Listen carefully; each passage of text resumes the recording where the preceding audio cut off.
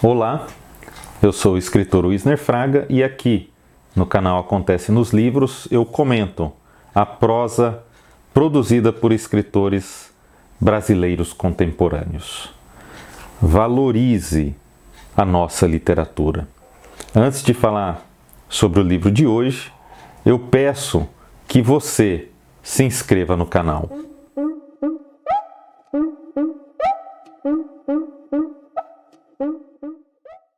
O som do rugido da onça. Este é o título do livro de Micheline Verunsky, editado pela Companhia das Letras em 2021.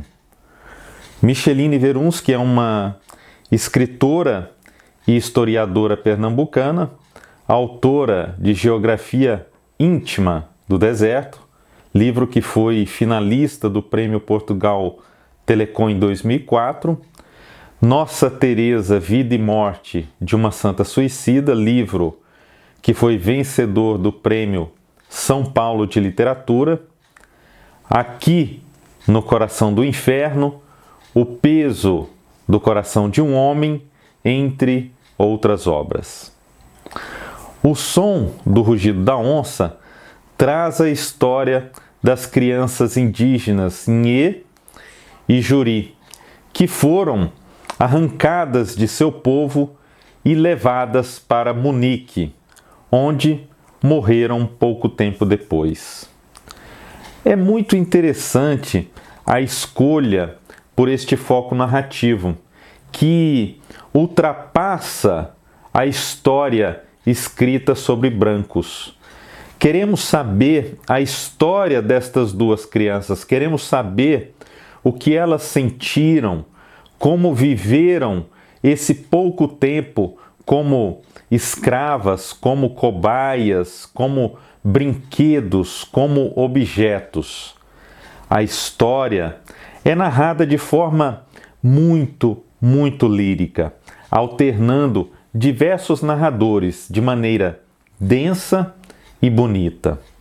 Há uma melancolia presente no texto inteiro, um sentimento de incompreensão, diálogos constantes com a ancestralidade.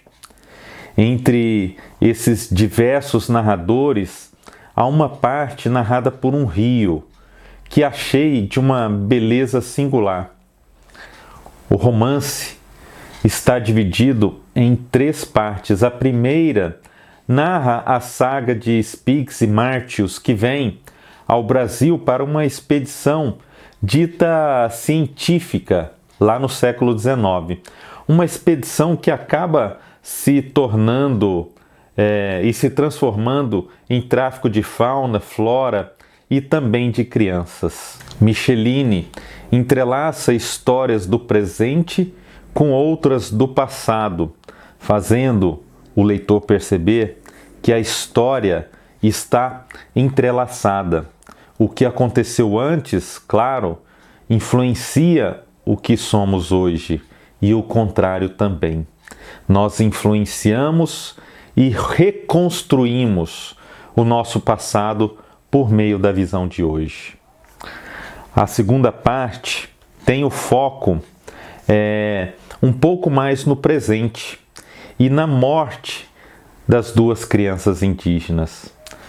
Micheline continua com seu projeto literário de entrelaçar diversos tempos em uma única história. E digo entrelaçar porque a mudança temporal não atrapalha essa escolha do tema. O tema ultrapassa os tempos. O tema é revivido por meio de novas ações, reconfiguradas então pela cultura. A terceira parte traz um pouco mais da menina Nhê e da transmutação e do significado da onça em toda essa história. Há aqui, na minha opinião, a continuidade de outro projeto literário de Micheline, dar voz e poder àqueles que historicamente foram alijados.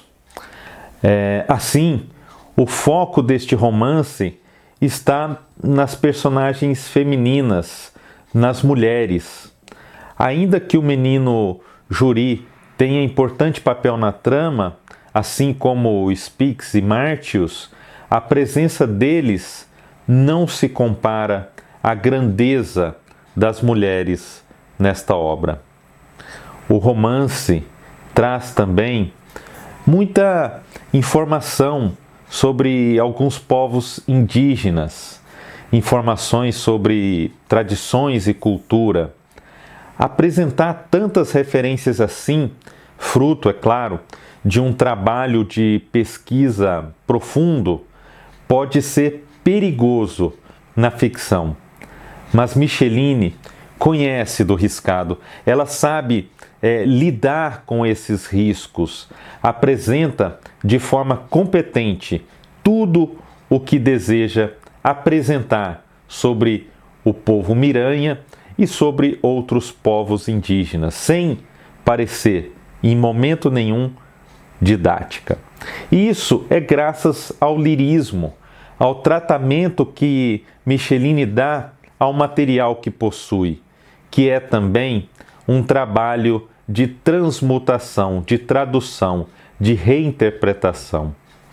A escolha por narrador em terceira pessoa também foi muito feliz, já que permite a inserção de análises do íntimo das personagens, sem se preocupar, por exemplo, com a barreira linguística, mas salientar o mundo dos sentidos e dos sentimentos.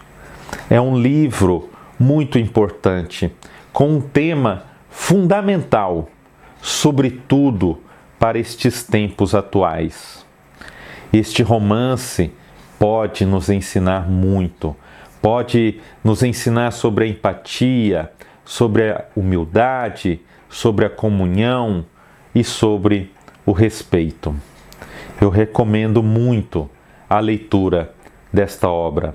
É um romance bonito, que mistura diversas técnicas narrativas, trazendo ali elementos do ensaio, do jornalismo, da biografia, do teatro para o romance, mostrando que não há e nem deve haver barreiras para a arte. Eu vou ler agora o início deste romance, O Som do Rugido da Onça, para que você tenha uma ideia do estilo de Micheline Verunsky. Inscreva-se no canal Acontece nos Livros e se você curtiu este vídeo, divulgue-o em suas redes sociais. Ajude nosso canal a crescer. Valorize a literatura brasileira.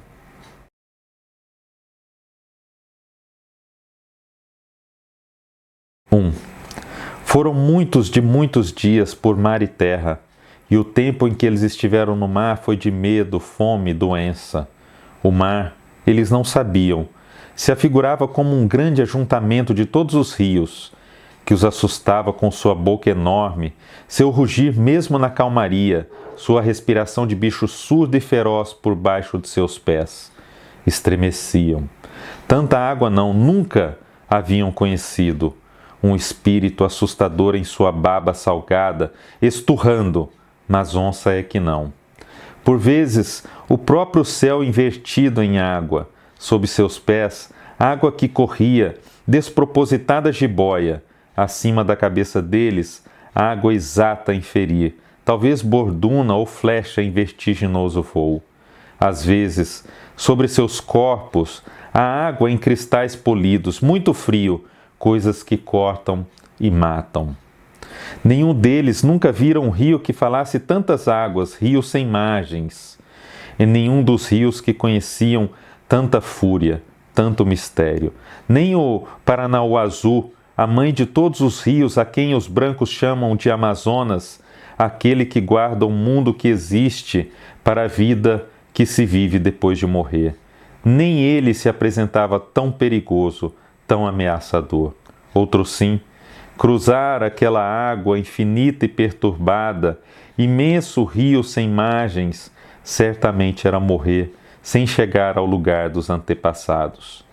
E embora o medo corresse por seus ossos e os fizesse tremer, havia ainda que a grande fera era mesmo a embarcação e aquilo que a colocava em movimento, a carne bruta e ameaçadora dos marinheiros, a força invisível, liame que lhe dera ânimo de existir e que permitia no intestino do porão a ânsia, o vômito, a merda já esverdeada e líquida que o lavava e recendia a podre, e ainda os insetos e ratos, pragas que alimentavam todo sortimento de moléstias.